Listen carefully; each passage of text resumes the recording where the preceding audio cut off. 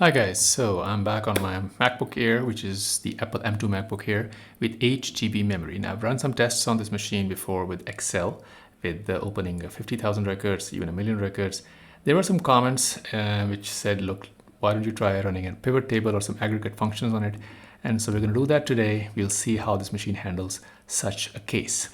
So let's just jump straight into it. I have a file here, which is a demo data file. I got some from a website. I'm just going to go ahead and open it up here and wait for it to open. It is a large file, so Excel is going to take some time to open it up. And that is to be expected. It is opening up, as you can see. While this is opening up, I'm also going to be keeping an eye on the activity monitor because a lot of mysteries around the memory usage and the CPU usage. The CPU usage, as you can see, spikes when the file is opening up, but there's plenty of juice left, so there's absolutely no problems at all. As far as file opening is concerned, it just takes long because it's a lot of data. Memory-wise, Excel right now with the file open is using about 600 megabytes, as you can see, of data. And OBS Studio, which is what I use to record these videos, is using about 1 GB. This is an 8 GB machine. That's a total of about 6 GB, just short of that. So we are very comfortable. There's no memory pressure at all. So with this out of the way, we go into our file, we're able to navigate it. Again, this I was expecting because I've done this before. The big test today is to insert a pivot table and see how that changes things, right? So let's just go straight ahead and insert a pivot table. Okay, we'll just put it in a new worksheet. Okay, and it's gonna take some time, but it does come up fairly quickly. Let's see if my fields are there already. I'm clicking on this. I'm not getting the fields yet. I do get the beach ball, as you can see, but only for a few seconds, and then my fields show up. So that's not bad in my books. It's a large data set, and so I would have expected the beach ball a little bit, but it didn't crash or anything. Right now, Excel is still at only 600 MB, so memory is not a constraint. CPU is not a constraint. We are fine. Let's start actually populating this and see what happens, right? So I'm just going to go ahead and take gender, for example, and put this into my columns like so. And then I will take the year of joining and put this into my rows like so. And I'll just take the employee ID and put this into the values like this. Now it has immediately populated the values. As you can see, it is doing a sum by default. That's not what we want. We want the count of employees who fall in a certain year separated by gender. So I'm going to go to the field settings, right click on this, and instead of sum, I'm going to pick count and click OK, and instantly it changes to count. As you can see, no problems at all. So far so good. Apart from that one beach ball incident when I first created the pivot, it is a very usable file.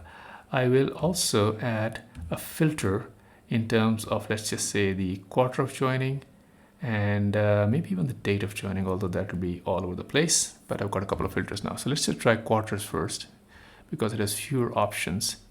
And yeah, so if I say quarter 2, it applies the filter immediately. There is absolutely no problem. If I try date of joining, I expect, yeah, that might, because there's a lot of values here, so it might take longer to do this. It seems fairly happy. Yeah, there is no lag or etc. Obviously it's difficult. Okay, now I'm getting a little bit of a lag here because I've already clicked on a few more values, but there's the beach ball. So I was expecting this is a very large filter. But it is able to recover fairly quickly from that. And I'm getting some values. So I'll clear this filter here. And I will clear the quarter filter as well. So we'll just do a select all. And yeah, pivot has worked out just fine. Now let's just add more columns to the pivot. And one of the ways I'm going to do that is I'm just going to put the first name as one of the columns. That just automatically creates a lot of columns because there's a lot of names in the field. Have I got a problem right now in usability? Absolutely not, even though, as you can see, it is a very, very long pivot table. It's fully populated all the way to the end. We've got the sum column over here. If I just leave it here, try to navigate a little bit, total, grand total, yeah, it's fine. I navigate backwards. It does move. I'll just use the scroll bar because it's faster. It takes me halfway and all the way. So far pretty impressive. Yes, definitely we got the beach ball a couple of times, but nothing really dramatic, and it's holding up quite nicely, I would say. Again, we'll check back on the activity monitor. What is happening? Excel is now using, in terms of memory, 1.5 GB of memory. That together with the 1.6 and some other stuff gives us a total of 6 GB usage. and absolutely zero memory pressure. So this is where it gets interesting, right? Because with the large file, a lot of people assume that, if you get 16 GB, you will automatically get better performance. Well, guys, not for this size of spreadsheet and not for a pivot table like I'm showing you. Even if you had 32 GB, it would still be the same performance because the memory is clearly not the bottleneck. There is no swap file. There's some caching going on, but that's in memory. CPU wise also, largely idle load, no problem at all. So really, this is not challenging this machine a lot. Some operations take longer because it's a lot of data, but that's not because of a memory bottleneck. Now, if I move back to the main sheet, I expect some delay. Yeah, I've already clicked on it. No, but it's all right. I'm able to move through it. And now what I'm going to do is I'm going to do some aggregate functions. Okay, so to do the aggregate functions, let's just create some space here. Open up a few columns and insert a few more columns. Great. I'm going to do some filtering, which will be done separately for male and female employees. So I'll just create a gender value here, previously populated with M, and we'll use this in a second as I'll show you. What I'm going to do is a SUMIF. Now SUMIF, equal to SUMIF, and SUMIF takes a range and a criteria, right? So I'm going to take the range from column M. So I'm just going to type it here because it's easier. So we'll just say $M2 to $M500,001, I think, if I've got this right. And the criteria will be this. So if it matches M in these columns, then it'll sum, otherwise it will not. And the thing that we actually want to sum is the sum range. And for that, we will take the salary that's in AG over here. So I'm going to do AG, $AG to, $AG2 to $AG 50,001. And that should do it unless I have made an error in the formula. No, it's perfectly fine. As you can see, it did the sum pretty quickly, very snappy. Actually, I'm going to just move it over one row over here. Now it's a little bit stuck after doing it. Yeah, there's the beach ball. But I expect it to recover, and it did. I'm just going to put this value over here. So Control X and Command V, not Control Command. That puts it over here, and this gives me the total salary. Okay, and so because I've got the criteria in this cell, if I go for F now, as you can see, the value changes, and it changes pretty quickly as well. There's no problem with the change. Let's just say count of employees here, and for that we will use not just the SUMIF but the COUNTIF. So I'm just going to do a copy and a paste. Okay, so it has to be B5. I forgot to do the dollar thing, but that's fine. I'll just do it manually now. And also I will change the sum to count.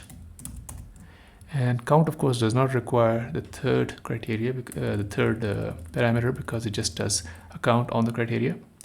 And yeah, there we go. So we have 250,000 male employees about, with a total salary of 30 billion. And if I go to F, then you have 249 and the values change.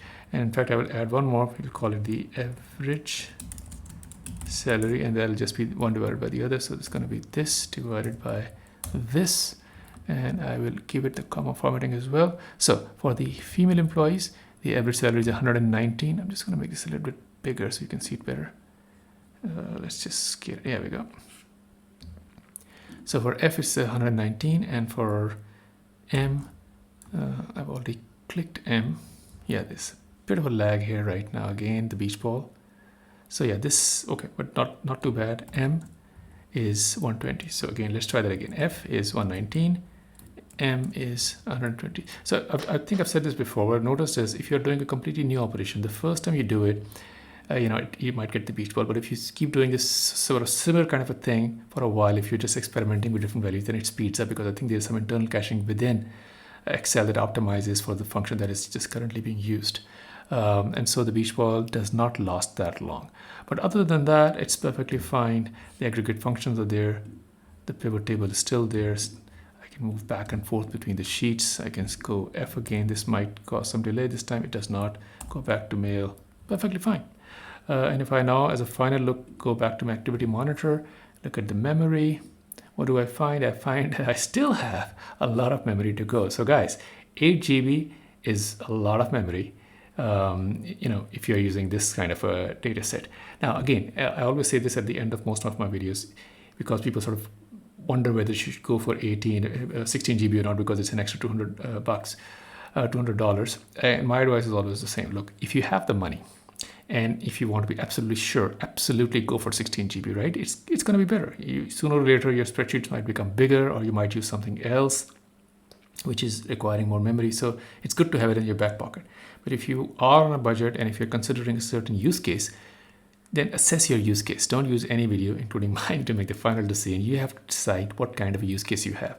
My channel, you will just see a series of use cases, and in the ones that match your workflow, those are the ones that you should look at. But for this workflow, for this kind of an Excel, an 8 GB machine and a 16 GB machine would be the same performance, basically. Similarly, in terms of CPU, the M2 processor, absolutely fine. Yeah, sure, go for the M2 Pro or Ultra if you can. And the MacBook Pro if you have the that kind of a use case. But for the base model, it's going to hold up quite nicely. Now, this is interesting because the new M2 MacBook Air 15-inch is basically the same machine as this one, just in a bigger package. And the base model also comes with 8 GB of memory. And again, a lot of people will want to upgrade to 16 GB, which is absolutely fine. But even if you end up with the base model, as I'm showing here and in some other videos on the screen, you can get some very useful work done. In fact, let's just, as a very final check, even open up Safari and open up a few websites just to demonstrate that it doesn't mean that you have Excel open, you can't have multiple tabs open, because you absolutely can. Economist, whatever. Yeah, there we go. This is Excel. You can scroll them, you can move. Let's go to Verge, which is a very heavy website. That's the 5th one. As you can see, no lags, absolutely no problems at all. Yeah, you could have multiple tabs open, you could have Excel open with the, by the way, I kept saying 50,000. This is a 500,000 row Excel sheet. I'm sorry for the error. I think I said 50,000 multiple times. This is 500,000. It's 500,000 rows, guys, not 50,000. My apologies for that. 500,000 rows of Excel, doing a pivot, doing aggregate functions, handles absolutely fine. So hopefully you found some of this useful. And if you did, do press the like button. Also, if you have any follow-up questions about this, leave a comment and I'll see if I can help you out, or I can just point you in the right direction. Thanks again for watching, and probably catch you in the next one. Bye.